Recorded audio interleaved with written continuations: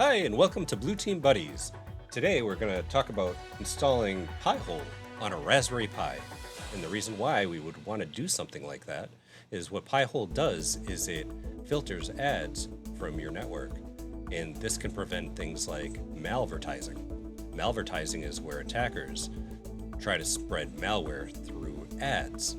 And you might have heard this in other news outlets, and we're going to try to mitigate this by using a Pi-hole service on Raspberry Pi. So, to get started, we're going to switch over to my other display.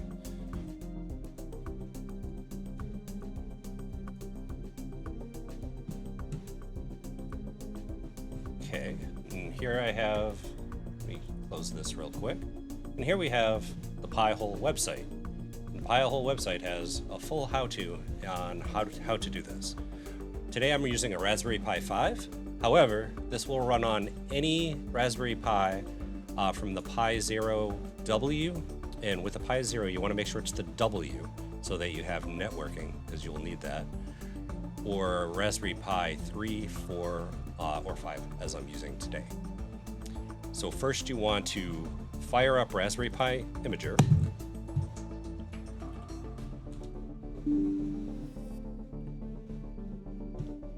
Once you have an SD card for your Raspberry Pi, you want to pop that in your computer via an adapter, or maybe you have a laptop with a micro SD card slot or an SD card slot, and you already have an SD card adapter for micro SD.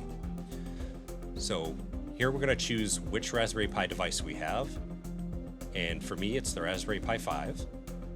Choose the system. We want Raspberry Pi OS 64-bit. You can use 32-bit, however, 64-bit has more software now and is the recommended version by the Raspberry Pi Foundation. And then you choose your storage, which will be your micro SD card. I already have mine set up, so that's why you're not seeing anything here. Once you have that written... Go ahead, for Carl. our listeners, what would be a good storage recommendation? Is the Pi-hole site listed? What's a good SD card to use? Anything from 32 gig micro SD card is plenty. You can get those pretty cheap off of Amazon. I would recommend getting the micro SD cards that are they have. Grim, do you remember what it's called? I believe it is Endurance. No, I don't remember. Those high endurance Yeah. SD cards. Because the back of these Raspberry Pis get kind of hot and they tend to ruin micro SD cards. So I do recommend those high endurance micro SD cards. They do very well on these Raspberry Pis. And then once you have the SD card installed and you have your Raspberry Pi powered up, if you go down here, you can see install Pi-hole right here. So once we click this, it'll bring up a tab on their GitHub. And this is where we start. So now we want to bring up a tool like PuTTY to where we can SSH or secure shell into the Raspberry Pi. And here I've already SSH'd to my Raspberry Pi. And then we're going to copy and paste these commands. So basically we're going to take this curl command, I'm going to copy it, and then to paste into PuTTY, you're going to right click and then hit enter. Bring that up, and now it's going to check packages and it's going to automate the download of Pi-hole. And we'll just wait. This is a time for you to go get a coffee, make a tea, go get a biscuit, something like that. Or beer, whatever your flavor is. Yep. So now it's going to come up with the Pi-hole automated installer.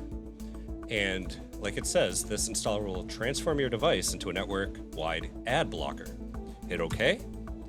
This is free, but powered by donations, so I would urge you, I've already donated to them, I would urge you to copy this, pi-hole.net, donate, maybe a couple bucks. Doesn't hurt to keep the this project going and updated. Then hit enter for OK.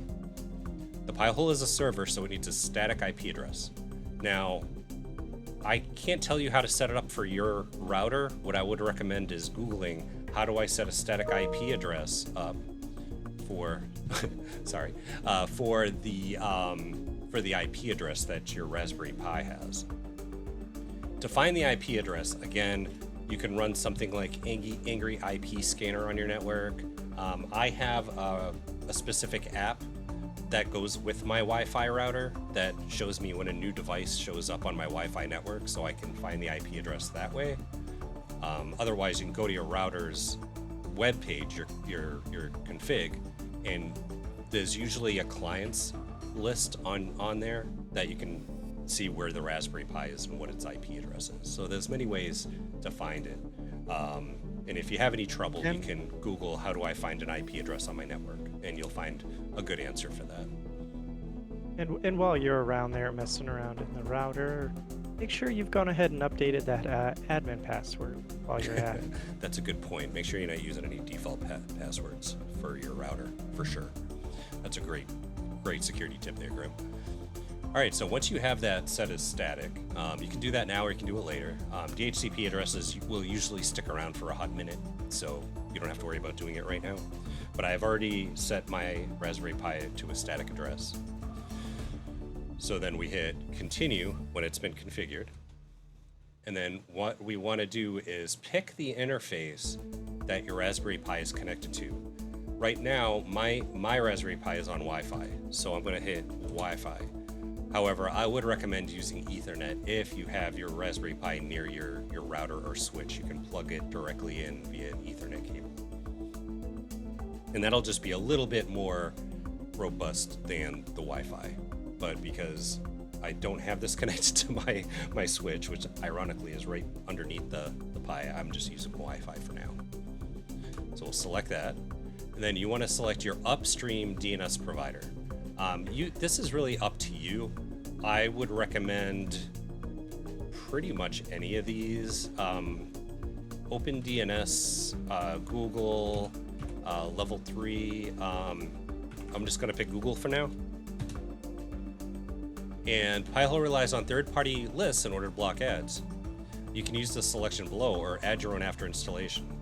Stephen Black's Unified Host Lists, which is one of the creators of Pi-hole. So I only generally go with Stephen Black's Unified Host List at first, and I'll tell you why in a second. So we'll hit yes, and we want the admin web interface as well. We'll hit yes. Web server is required. We'll just hit yes for that as well. Query logging, we're going to hit yes. Select a privacy node level. So I do show everything. And hit OK.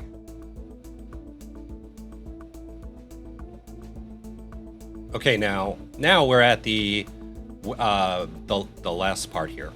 So here's the IP address of my Pi, which is now static.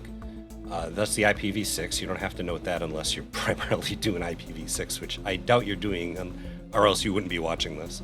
And then it also has DNS name pi.hole/admin, which we can go to. So I'm going to move this off screen. We want to also note that password. So I'm going to move that off screen. We're going to open up a new tab. And we're going to put in pi.hole/admin. HTTP pi.hole-admin. Okay, the DNS didn't work. I was actually curious to see if that would work. Pi.local might work. Let me try that real quick, just to check. No, that's not going to work. So we'll have to use every Wi-Fi router is different. Sometimes when a new system appears on the network, it'll register its DNS or domain name to the router. But if it doesn't match, which is usually .local for a Windows network and Mac, then it probably won't register. So we could use the IP address. 100/admin.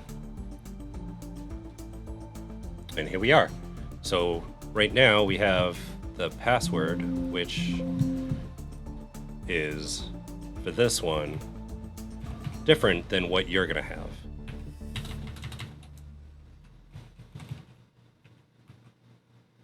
Please make sure to save the password somewhere important. Well, I think it's going to prompt you to change it. Or we can change it once we log in. So, and that's the first thing I would do is change the password to something you can remember once you log in. So if we go to settings, web interface, I think, I forget where it is.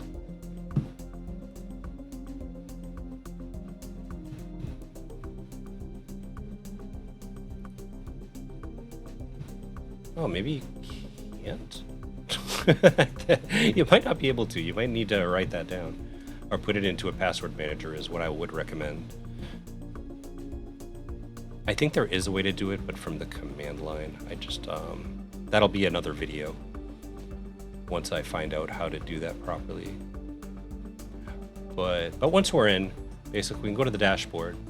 And right now it's not going to be blocking any queries. And that's because none of our endpoints on our network are pointed to the Pi hole for filtering. And to do that, you need to bring up your router's web page or console, and you have to change the DHCP settings for DNS to the IP address of your Pi. Now, And go ahead and comment down below if you'd like us to do a video going over DHCP and DNS. If you don't understand it, have questions about it, feel free to leave a comment. yeah, for my Wi-Fi, I don't have a web console. It's all controlled by a mobile app. And so when I go into my mobile app, which I'm going to do right now, I'm going to go ahead and change that DNS information. So just bear with me while I do that.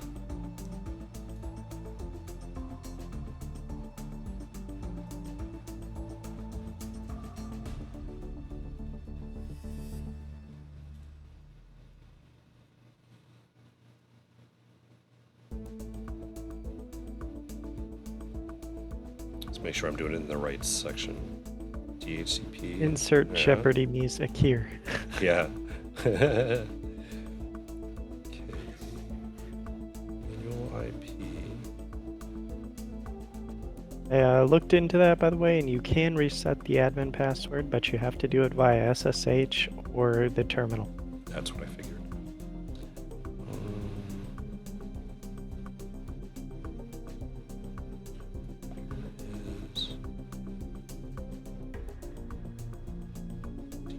Here we go. So we're gonna check my custom DNS. Primary 192.168.0.100. And we don't have a secondary, but you can put Google's as a secondary in case your Pi goes down, something like 8.8.8.8. And then I'm gonna go ahead and save it and then reboot. And that's might knock you off, Grim, because it's gonna reboot my network. So you might get booted.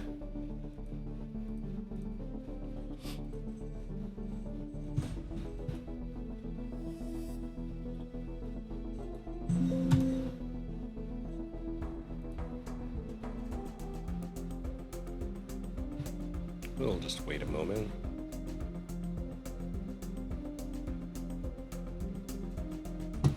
And now if I go to my Wi-Fi, oh no, I'm Ethernet, sorry. On my desktop I'm Ethernet. So if I go to my Ethernet settings,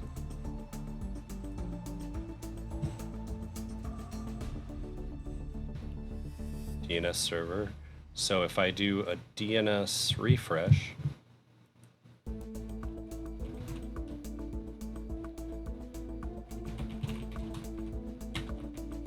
ipconfig-renew,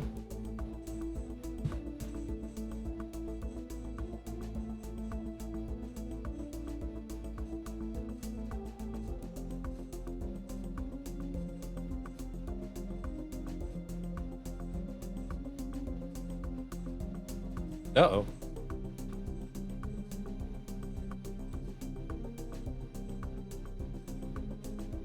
My network might not have come back up yet.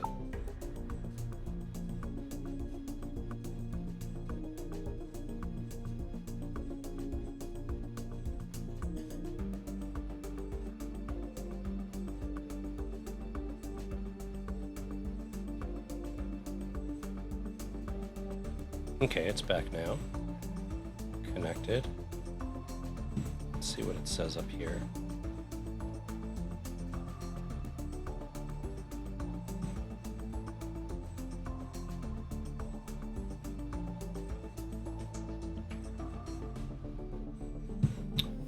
Alright, let's look via the command line.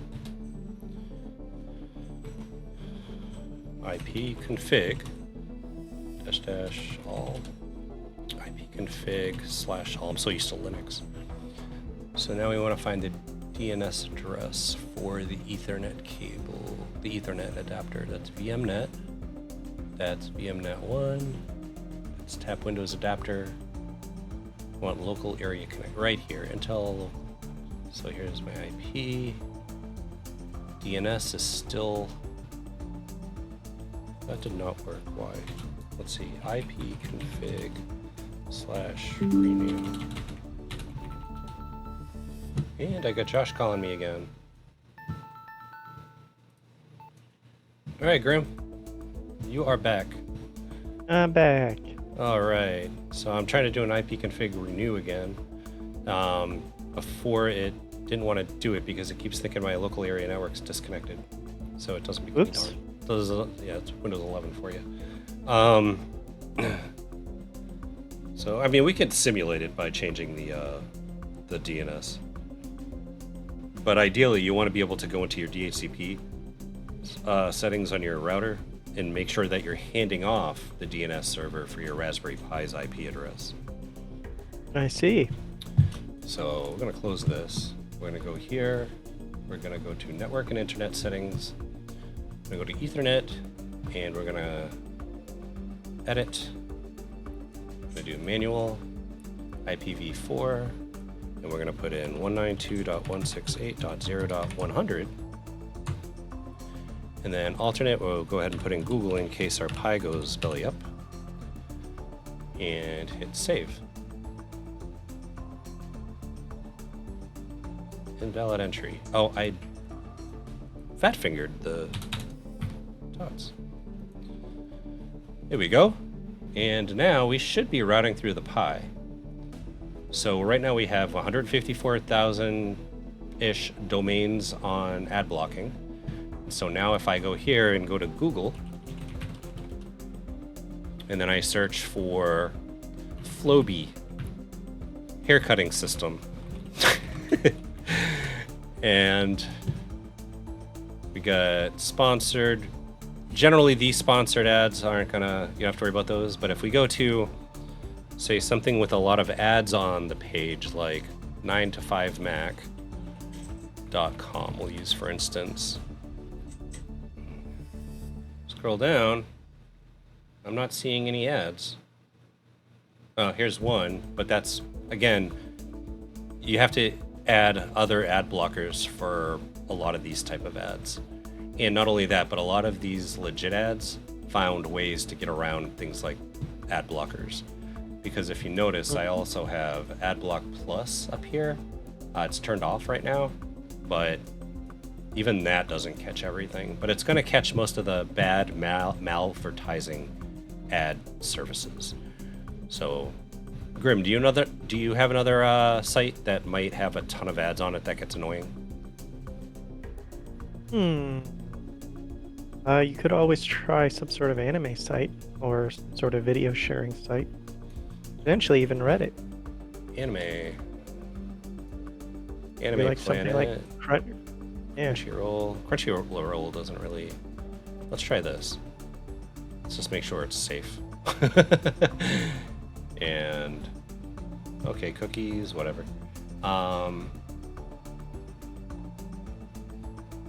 This doesn't look like a good example, but maybe it is. Let's go back to the Pi hole. Hey, look at that. We blocked 73 ads. That's not bad. Yeah. That's pretty good so far, and we've only gone to a couple of sites. So now, let's try a recipe site. That's a good one. So, not that one. Or WebMD. WebMD. WebMD.com. That advertisement, I was like, okay. But again, you're going to have to add some other Pi-hole lists. And when we go to add lists here, so you add them as addresses, and then you can enable them. So to find ad lists, you just Google for them. So we can do Pi-hole Pi-hole ad list. And here we have the best Pi-hole blacklists, or block lists for 2023. So here we can go down here. And this is a very good point that they're bringing up. For example, are you wanting to access device telemetry because it's slowing down your network, block malware, adult-related content, intrusive ads, etc.? That's kind of where some of these block lists target specific categories. So it's like more is not always better. So for instance, a couple of years ago when I tried Pi-hole, I was adding block lists left and right, and I couldn't visit hardly any sites at that point. So I had to take off most of those block lists. So really kind of play with the block lists. You can also whitelist addresses within each block list. Yeah, and it comes out with an out-of-the-box optional block list, which we've already enabled through the setup.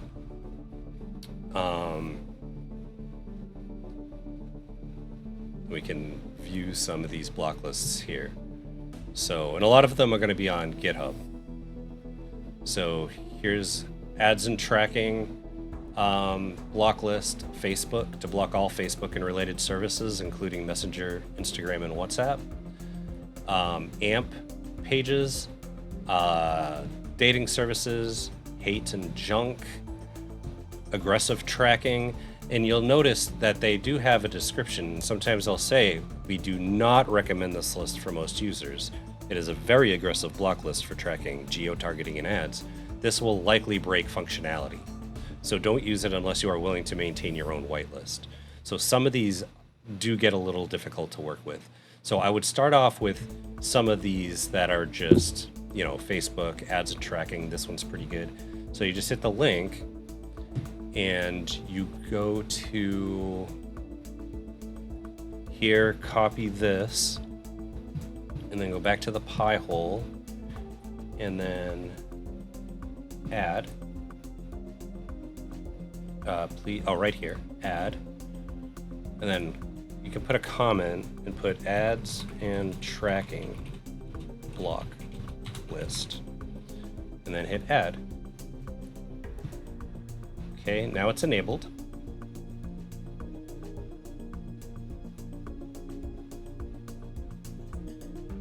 Hit the question mark.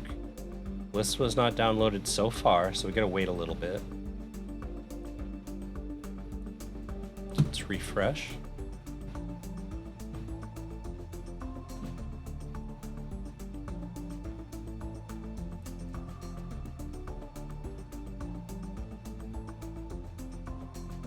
So it'll take a little bit for it to download. Let me just make sure I put in the right URL. I'm pretty sure it's just the GitHub URL that you need. Yeah, source right here, which is this. So we should be good, and we just have to wait a bit for the Pi-hole to download that what's on that list. It's going to download all these right here. And it's quite a long list. You can see it just keeps going. So this should be pretty good list to go with. If it breaks any functionality, one of the ways you can find out what's breaking is, it's kind of hard to show you without showing you, but say something breaks on the website, you can view the source of the page and find out which part is broken and then match that up with whatever's being blocked in the Pi-hole. We can have another video going over that once all this is learned and set up well. But yeah, basically this is just a beginner's guide to get Pi-hole up and running. And then from there are much more advanced things you can do with Pi-hole. However, it does require a lot of management, managing whitelists, etc. But basically, I had to change the battery in my headset. But basically, this is how you get online with Pi-hole, and then point your DNS to it to then filter the ads for you. Now, there are other ways to block ads, of course, with browser additions like AdBlocker, AdBlocker Plus, and there's a few others. And you can also go that route as well if you don't have a Raspberry Pi, which I would definitely recommend. With that, Grim, do you have anything to add? I just figured I'd give the listeners a little bit of detail about what a malicious advertisement is. Oftentimes, you'll get some actor who decides he wants to put some code into an advertisement, and that advertisement will then get displayed across multiple sites, and that code may try to then exploit your machine. May scan your browser, see if you have any vulnerabilities, see if you're maybe weak to something or you haven't updated something, and then it'll try to install malware onto your machine. So that's why we're trying to do something like this Pi-hole here, is to block that attempt. Oh, well said. Thank you for that. Now, once you put a new list in there, I just realized you can go back to command line and type that Pi-hole space -G, and then it will refresh the list. So now, when I refresh, it's synced. So now that list is now being blocked.